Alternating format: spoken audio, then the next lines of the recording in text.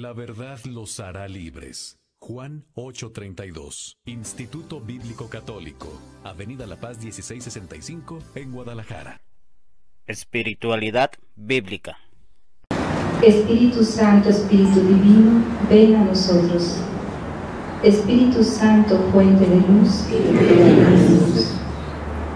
oh Dios, que has instruido los corazones de tus fieles con la luz del Espíritu Santo, haz que, guiados por este Espíritu, saboremos las dulzuras del bien y gocemos de sus divinos consuelos. Por Jesucristo nuestro Señor. Amén. Iniciamos nuestro panel en el nombre del Padre, y del Hijo, y del Espíritu Santo. Amén. Damos inicio a este panel como conclusión de este semestre de la materia que cursa todo este grupo de espiritualidad bíblica. Bienvenidos al Instituto Bíblico Católico de la Arquidiócesis de Guadalajara, Jalisco, México. Es para mí un orgullo presentarles a los alumnos representantes de cada equipo que hoy darán sus respuestas a preguntas muy cotidianas de la vida, en donde ellos quieren transportarnos a una espiritualidad bíblica, en donde esta palabra de Dios se hace viva y eficaz. Comenzamos con la presentación de nuestros representantes.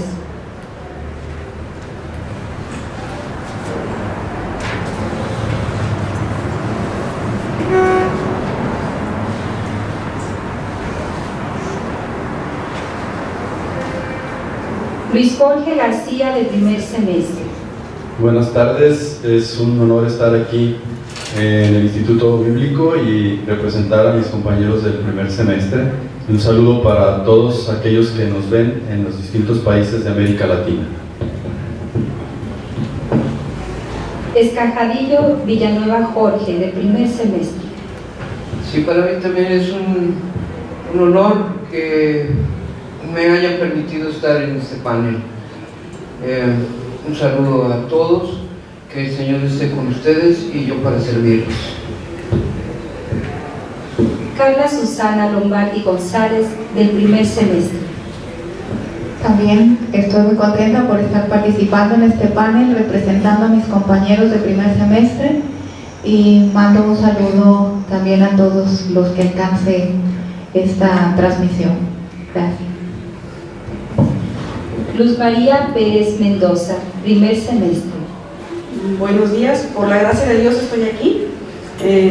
Yo quiero darle las gracias a mi equipo que me consideraron apta quizás para estar aquí, y también muchas gracias a mi maestra porque me ha hecho revolucionar la mente. Muchas gracias. Montserrat Jiménez Padilla, de segundo semestre. Muchas gracias. Yo estoy representando el grupo de segundo semestre con mucho orgullo y agradezco a ustedes toda su atención para estos temas. Ofelia Camarillo Aguilar, del tercer grado de espiritualidad bíblica. Sí, buenas tardes a todos, y para mí es un orgullo estar aquí representando a todos mis compañeros que trabajamos en equipo. Porfirio Escobar López, del tercer semestre. Buenas tardes, agradezco a mis compañeros que juntos hicimos este trabajo, y es la palabra de Dios que puede iluminar nuestras vidas y iluminar este mundo que a veces está lleno de oscuridad. Gracias. Enrique Guzmán Totolapa, del cuarto semestre de espiritualidad bíblica. Buenas tardes, muchas gracias por apoyarme, gracias a mi equipo que me permite pues estar aquí representándolo. Un saludo a todas las escuelas bíblicas que están iniciando, y pues estamos para apoyar, estamos para el servicio del Señor, y ojalá y que cada día pues seamos un testimonio para todas las personas que se acercan. Gracias. Les damos un aplauso.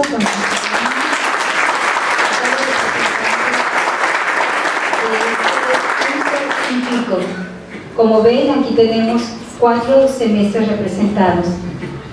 Sus servidora Cecilia Ramos Delgado, hermana consagrada de Casa Amor de María, Sociedad Amor de María, que estamos al servicio de la escucha a Dios y a nuestros hermanos que sufren. Vamos a dar inicio a las preguntas que con mucho esfuerzo y dedicación han tenido nuestros compañeros, nuestros maestros de este curso de maestros de Biblia, que han dedicado para poder dar una respuesta desde su experiencia y también con fundamento bíblico. Hacemos la primera pregunta para nuestro compañero Luis Jorge García. ¿Cuál es el sentido espiritual del trabajo según los libros poéticos?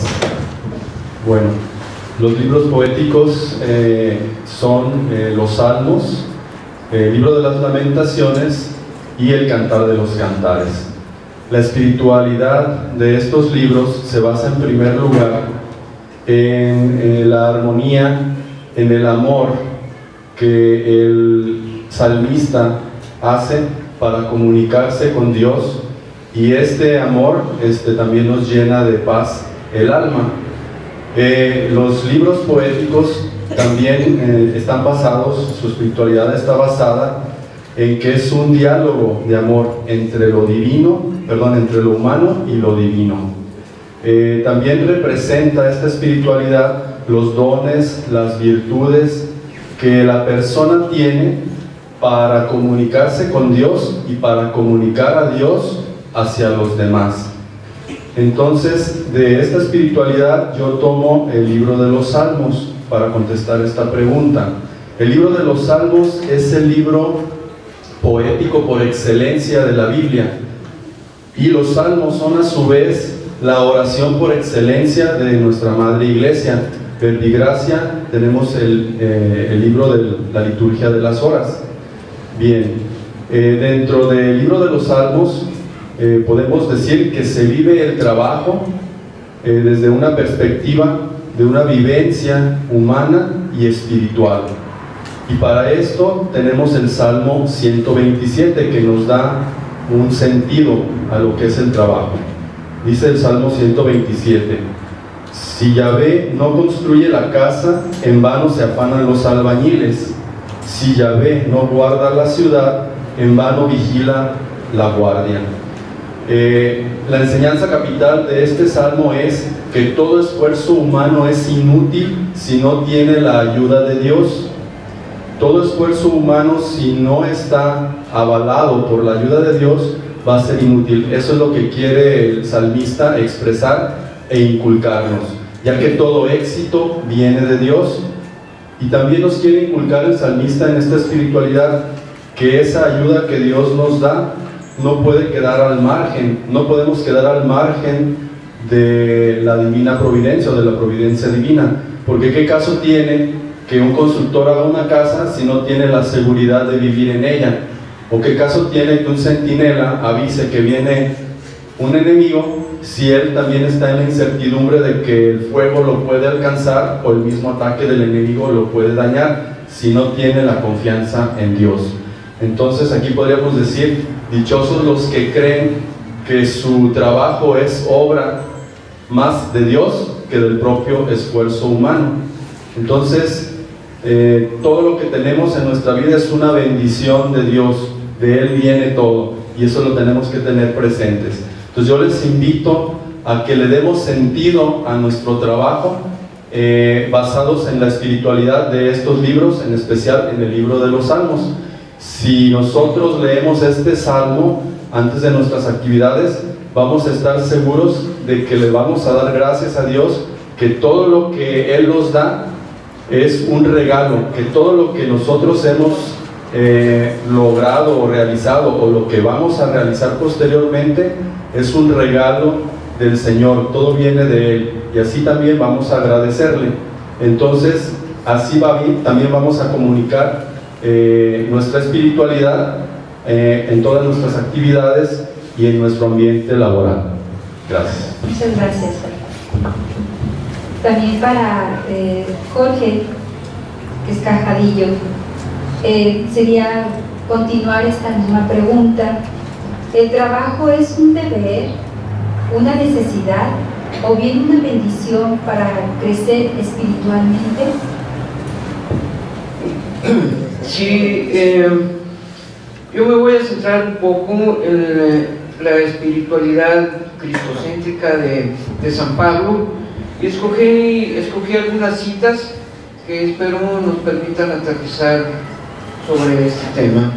En la segunda de Tesalonicenses nos dice: ya saben ustedes cómo deben imitarnos, pues cuando entre ustedes los vimos desordenadamente, ni comimos de balde el pan de nadie, sino que día y noche, con fatiga y cansancio, trabajamos para no ser una carga a ninguno de ustedes.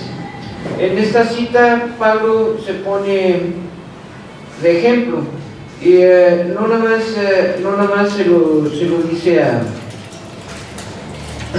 los tesalonicenses, también se lo dice a los corintios.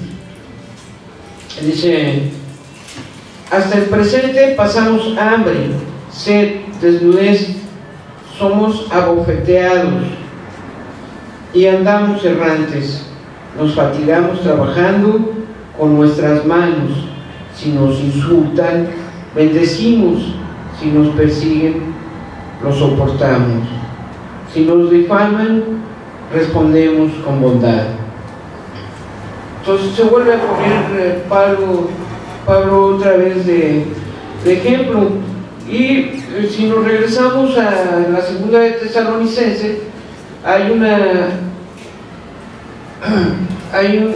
sentencia, una pequeña sentencia de Pablo, que dice: además, cuando estábamos entre ustedes, les mandamos esto: si alguno no quiere trabajar, que no coma. Entonces, en este sentido, el trabajo sí es un deber y sí nos deja ver que es una necesidad en cuanto hay que llevar lo necesario a la casa. Ahora, si me permiten leer Colosenses 3:22, dice: esclavos, estamos hablando del tiempo, ahora son esclavos. Dice: esclavos, obedezcan en todo a sus amos de este mundo, no porque los ven como quien busca agradar a los hombres, sino con sencillez de corazón, temiendo al Señor. Todo cuanto hagan, háganlo de corazón, como para el Señor. Aquí ya San Pablo nos empieza a centrar, ¿verdad? El patrón es el Señor, ¿verdad? Señor de los cielos. Y también se lo dice a los patrones, no crean nada más a los trabajadores. Dice en Efesios 6:9: amos, obren de la misma manera con ellos, dejándose de amenazas, teniendo presente que está en los cielos su amo, y él de ellos, y no tiene favoritismo, ¿sabes? Pero aún así todavía tenemos un par de citas en las que Pablo nos centra todavía más, ¿verdad? ¿Quién es el patrón? ¿Verdad?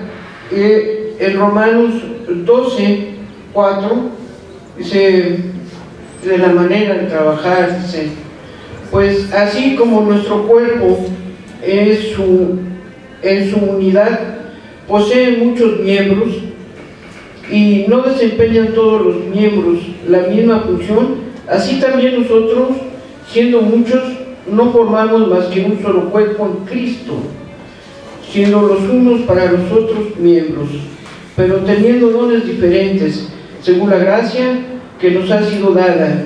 Si es el don de la profecía, ejerzámoslo en la medida de nuestra fe. Si es el ministerio, en el ministerio. La enseñanza, enseñando. La exhortación, exhortando.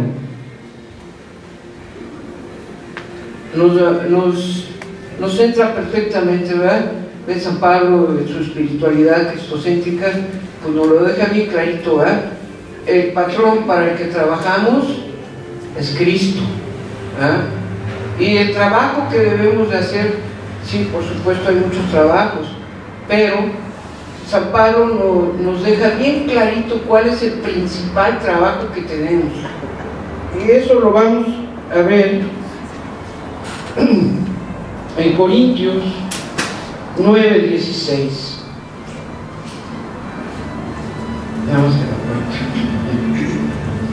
Dice: predicar el Evangelio no es para mí ningún motivo de gloria, es más bien un deber que me incumbe.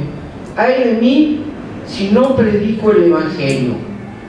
Entonces el principal trabajo que tenemos pues es el Evangelio, ¿verdad? Llevar el Evangelio a todos lados, y pues el que no trabaje, que no coma, ¿verdad? Muchas gracias. Gracias, Pastor. Vamos entonces ahora a cerrar este tema del trabajo y los invito ahora a estas respuestas. Recordemos que es desde una espiritualidad bíblica. Esperemos en Dios que ya el trabajo lo vivamos diferente con estas respuestas que nuestros compañeros nos han dado. Comenzamos ahora la pregunta para Carla: ¿cómo se puede construir la salvación de toda la familia? Bueno, en esta pregunta hay dos conceptos importantes: lo que es la salvación y lo que es la familia.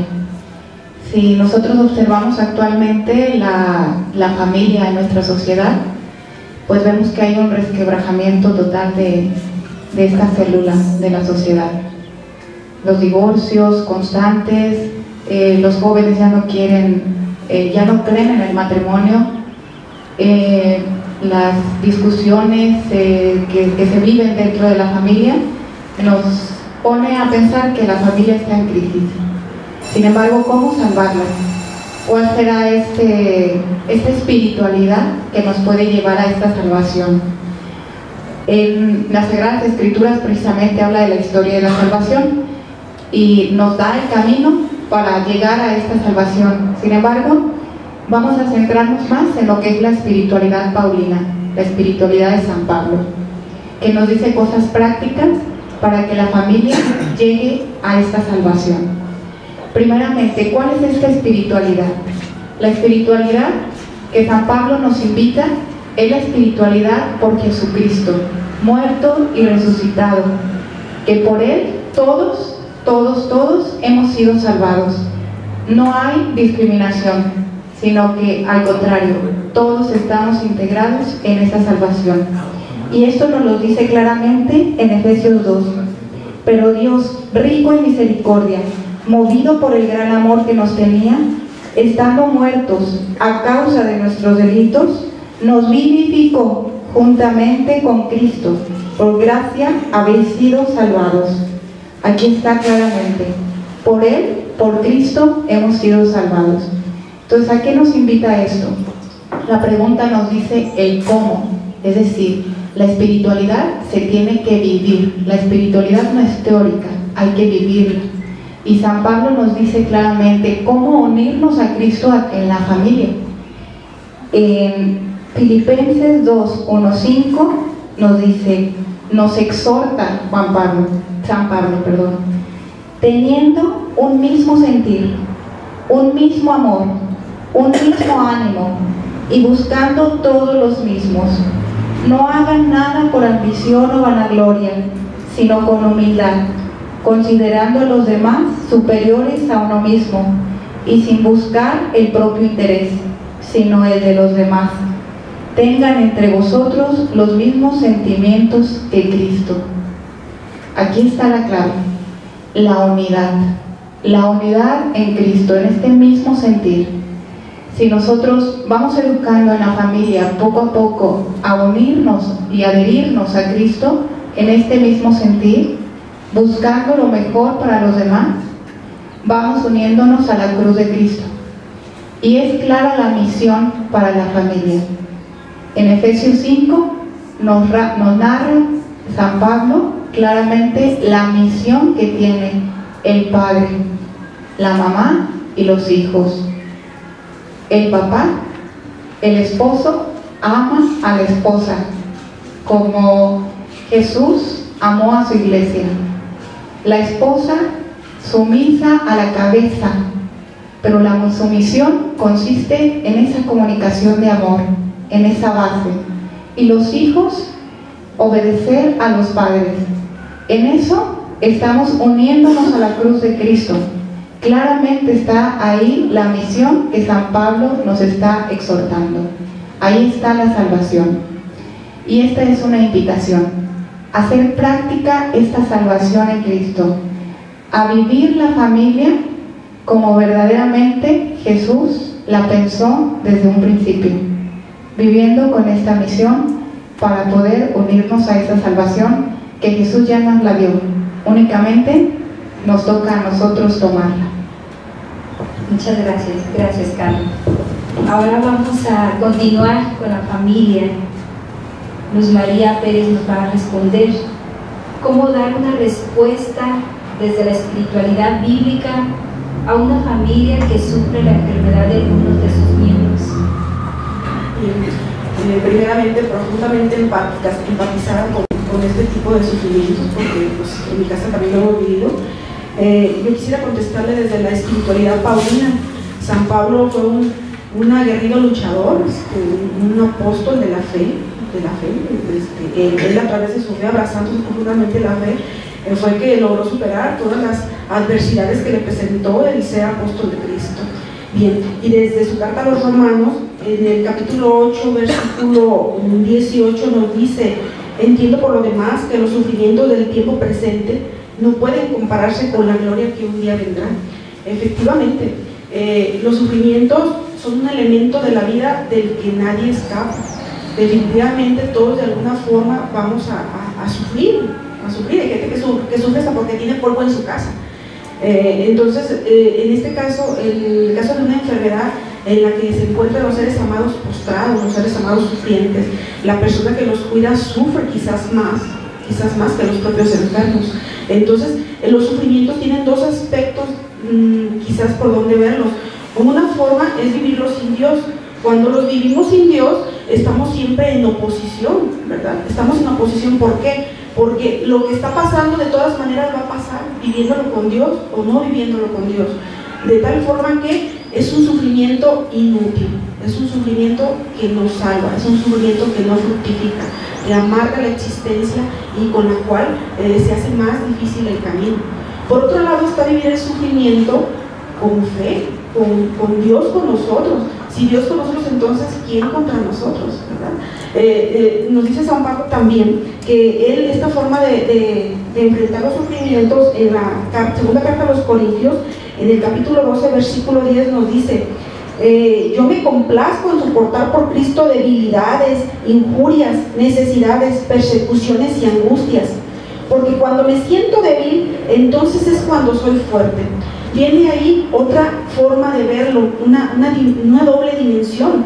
En esa debilidad, cuando estamos sufriendo, cuando estamos agobiados, cuando estamos cansados, quizás hastiados, tenemos esa debilidad, esa fragilidad como seres humanos que quisiéramos que vinieran y nos rescataran. Y mucha gente se dará cuenta y podrá ayudarnos. Pero nadie puede vivir lo que esa persona está viviendo, porque el sufrimiento para cada quien es distinto. Entonces, nos dice San Pablo: cuando estoy muy débil es cuando más fuerte soy. ¿Por qué? Porque se abrazó a la fe, porque se creyó en Dios, porque sabe que sus sufrimientos tienen un sentido salvífico. Entonces cambia totalmente la perspectiva de vivir sin Dios a vivir con Dios y el sufrimiento. Es totalmente opuesto. Entonces, esta forma de verlo de San Pablo es maravillosa, como él enfrentó todo el sufrimiento que le causó ser apóstol de Cristo. Así nosotros, en imitación de él, aferrémonos a la fe, aferrémonos a vivir nuestra vida de sufrimiento de la mano de Dios nuestro Señor, porque si no, solos no podemos.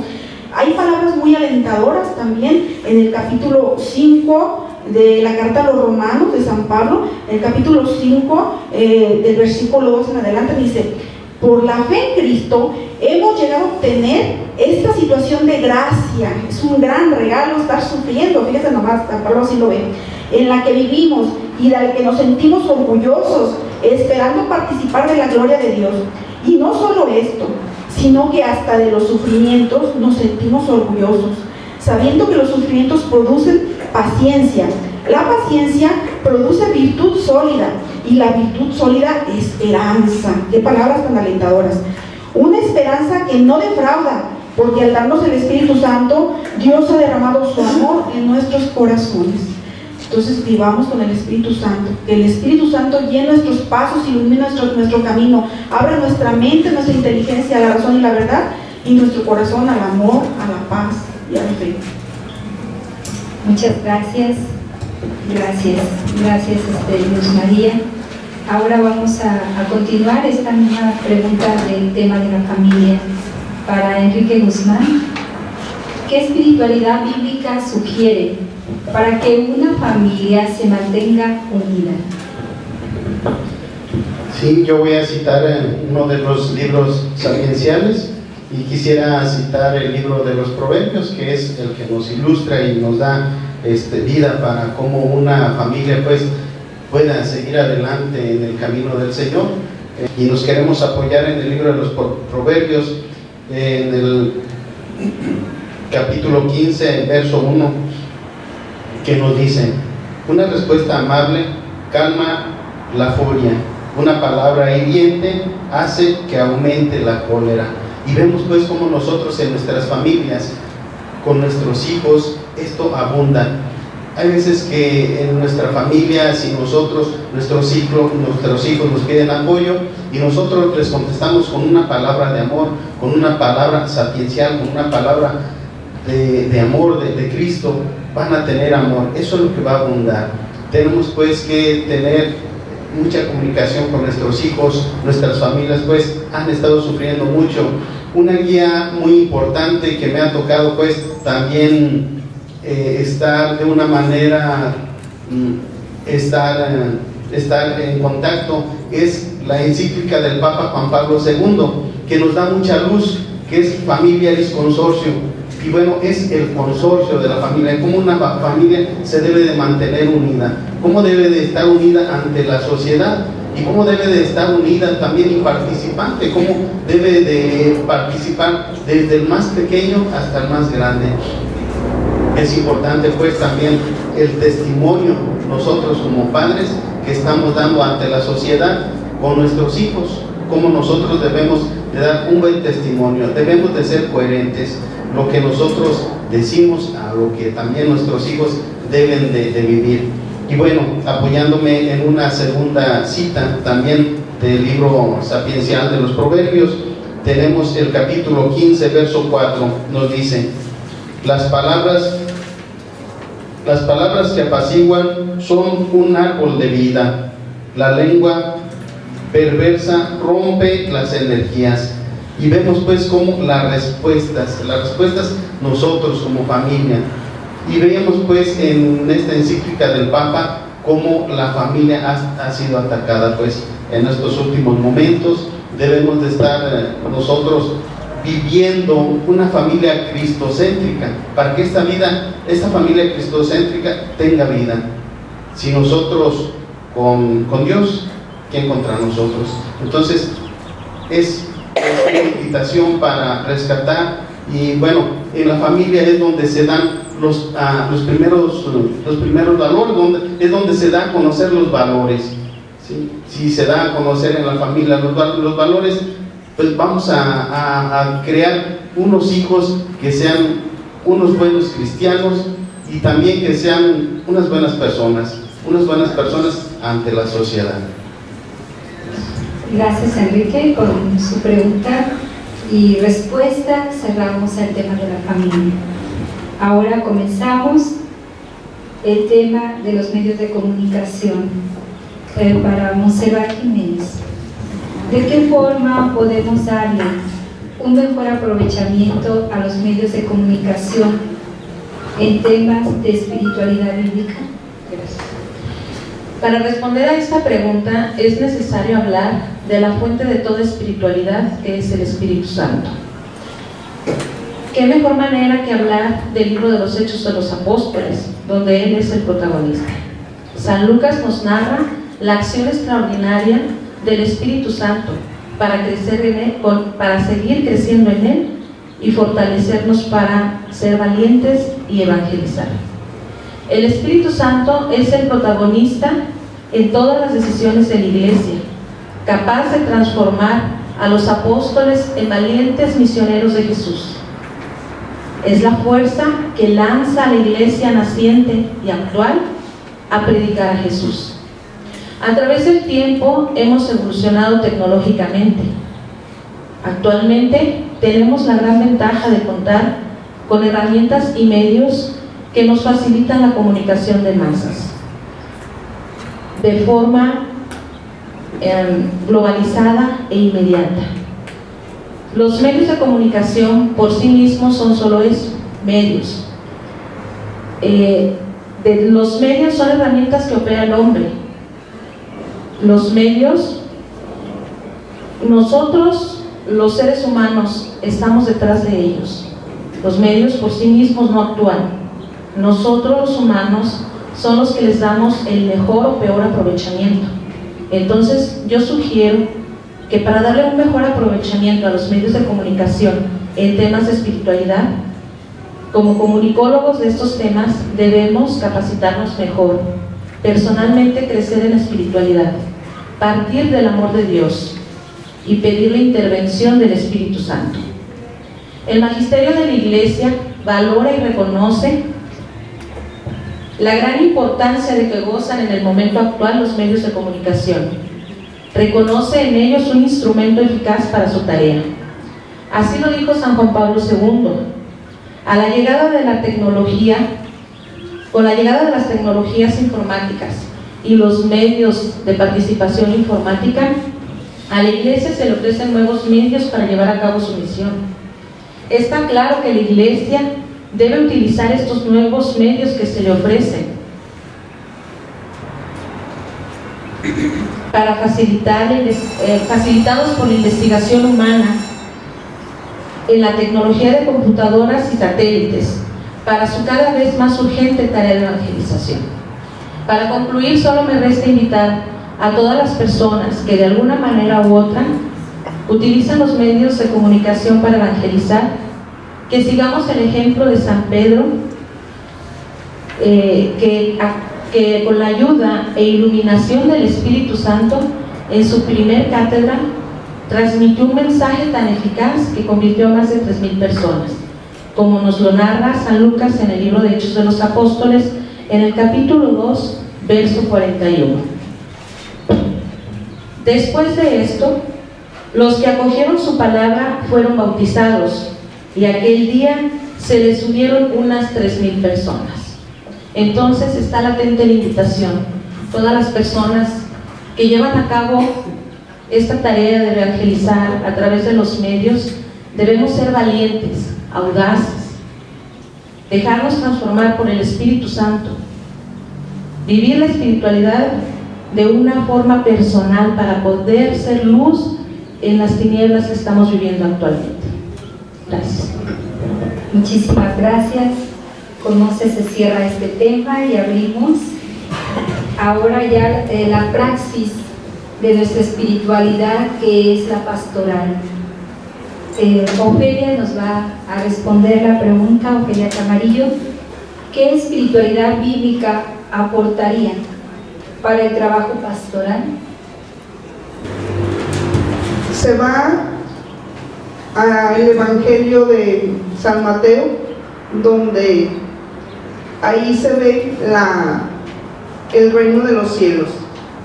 En el capítulo 4:17 dice: desde entonces empezó Jesús a predicar diciendo: conviértanse, porque está llegando el reino de los cielos. Esta espiritualidad está centrada en un hombre, Dios, que es majestuoso, Rey instaurado definitivamente.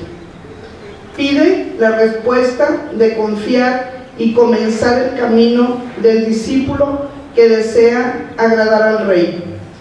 Las parábolas son una manera pedagógica didáctica de Jesús para aspirar al reino de Dios. Se requiere un corazón que se sorprenda de lo que recibe del Rey Supremo.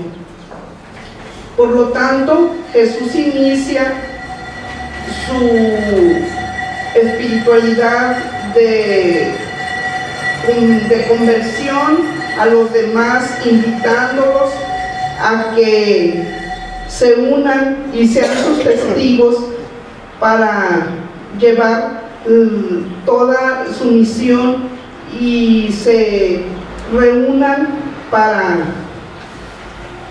dar a conocer todas sus acciones y después se transmitan a los demás. Y siendo esta espiritualidad la fuerza que necesita toda pastoral que inicia como discípulo para llevar la buena nueva a los demás. Aquí nos está diciendo que desde niños, desde pequeños, debemos ser discípulos de Jesús. Desde ahí inicia toda nuestra conversión para estar junto a Él, para estar en el reino de los cielos, para alcanzar la salvación y llevar a cabo toda su misión de transmitir a los demás su evangelio, sus palabras, que son palabras vivas, que tienen que entrar en nuestros corazones, en nuestras almas, en nuestra mente, para difundir su palabra y seguir adelante con su misión y no dejar de ser personas buenas, personas conscientes que cumplamos con su palabra. Ya la palabra está viva, es como un río de agua viva que penetra en nosotros. Así debemos de llevar la palabra de Dios a los demás para comprender y para seguir adelante con todo lo que Él, con todo su plan de la salvación y llevar a cabo toda su misión. Gracias Ofelia. Y vamos a continuar otra pregunta que nos va a inspirar para el trabajo pastoral. Para Porfirio Escobar, ¿cuál es la virtud más importante de un pastor? Obispo, sacerdote, laico, consagrado, para que haya fruto espiritual. Bueno, San Pablo en sus cartas, escogimos la espiritualidad paulina. Él nos hace ver qué es la humildad, que en la humildad hay mucho fruto. Y en la carta a los Colosenses dice: lo que hagan, háganlo de todo corazón, buscando agradar al Señor y no a los hombres. A veces entramos en los grupos parroquiales, empezamos en esto de perseverar y queremos a veces como que nos reconozcan, que el Padre nos felicite por todo lo que hicimos. Y San Pablo aquí nos dice que háganlo todo por el Señor, que no esperemos reconocimientos y tenemos que de veras pedir esa humildad en esta carta a los Colosenses. Y aparte, en la carta a los Filipenses, recordemos que la espiritualidad paulina nos invita a imitar a Jesucristo en su actual. Es cristocéntrica esa espiritualidad. Es un San Pablo que escribe sus cartas a esas comunidades que él ya fue a evangelizar, que ya les mostró a un Cristo vivo y que después no se olvida de ellos, sino que les escribe cartas como un padre que ama a sus hijos, en donde los corrige, los exhorta, los anima y les da como ese seguimiento y las escribe desde diferentes circunstancias. Es hermosísima esta espiritualidad paulina. Y entre esas cartas escribe la carta a los Filipenses y también nos da mucha luz para los que estamos en las pastorales, en las parroquias, y dice: no hagan nada por rivalidad o vanagloria, sean por el contrario humildes y consideren a los demás superiores a ustedes mismos, que no busque cada uno su propio interés, sino el de los demás. Tengan pues los sentimientos que corresponden a quienes están unidos a Cristo Jesús. San Pablo nos habla de una forma muy directa. Para que haya frutos en las pastorales, en nuestra iglesia, tenemos que pedir a la Virgen María que interceda por nosotros para que nos alcance la gracia de la humildad. y esa humildad que atrae a los demás hacia un Cristo vivo. Y lo contrario de la humildad, pues es la soberbia. Y la soberbia, decía San Agustín, que la soberbia no es grandeza, sino hinchazón. Y lo que está hinchado parece grande, pero más bien está enfermo. Cuando somos soberbios, más bien estamos enfermos. Tenemos que aprender de San Pablo, que si estamos trabajando en nuestra parroquia, en una pastoral, tenemos que en lo pequeño que hagamos, hacerlo con amor. Ya lo decía la Madre Teresa de Calcuta, no podemos hacer grandes cosas, pero sí lo que hacemos en pequeño, hagámoslo con amor. Y San Pablo también nos dice que tengamos los mismos sentimientos de Cristo Jesús. ¿Y cómo vamos a tener los mismos sentimientos de Cristo Jesús? Estando principalmente delante de Él en el Santísimo Sacramento, en adoración. Si no pasamos horas en adoración delante de Jesucristo, nunca vamos a tener los mismos sentimientos que Él. Va a ser en vano todo lo que hagamos. Tenemos que dedicarle más tiempo a estar en adoración con Jesús, a participar en la Eucaristía, que a veces hacer tantos planes pastorales. Que nuestra vida se nos note, que a los demás se les antoje ser cristianos, ser católicos, al mirarnos a ti y a mí. Y por último, en la carta a los Filipenses, todavía San Pablo no se queda con nada y nos pone el ejemplo claro de Jesucristo. Y nos dice que se despojó de su grandeza, tomó la condición de esclavo y se hizo semejante a los hombres. Y en su condición de hombre se humilló a sí mismo. Jesús, siendo Dios, se humilló a sí mismo. Nosotros tenemos que pedirle a Dios la gracia de morir a nosotros mismos, para que entonces haya frutos en nuestra vida y después habrá frutos en la pastoral en donde estamos participando. Que Dios los bendiga.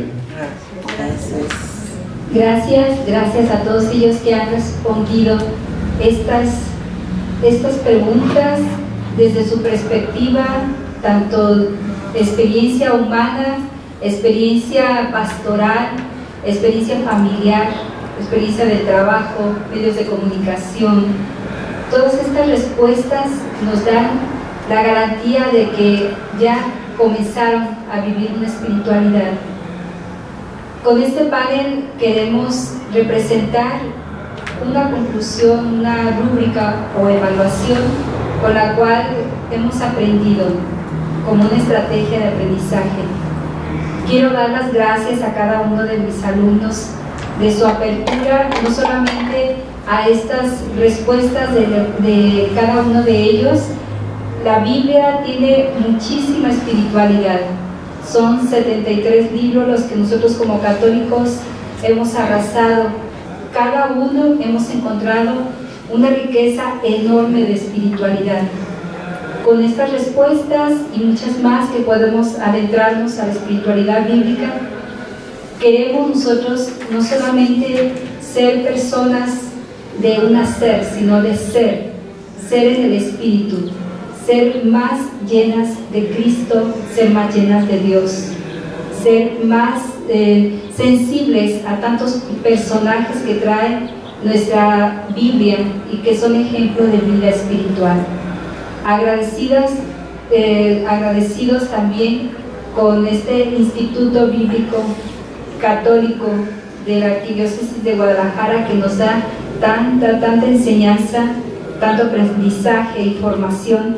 Queremos darle también un saludo muy cariñoso y con mucho impulso para que se mejore de salud a Monseñor Carlos, que es nuestro director de este instituto, también sus colaboradores y toda esa comunidad de docentes que nos da tanta alegría de formar parte de este instituto, como también de estos futuros maestros de Biblia. Muchísimas gracias por su atención, su paciencia para escucharnos. Dios los bendiga y la Virgen de Guadalupe, nuestra patrona, reina de la evangelización, nos haga también más espirituales cada día. Hasta luego.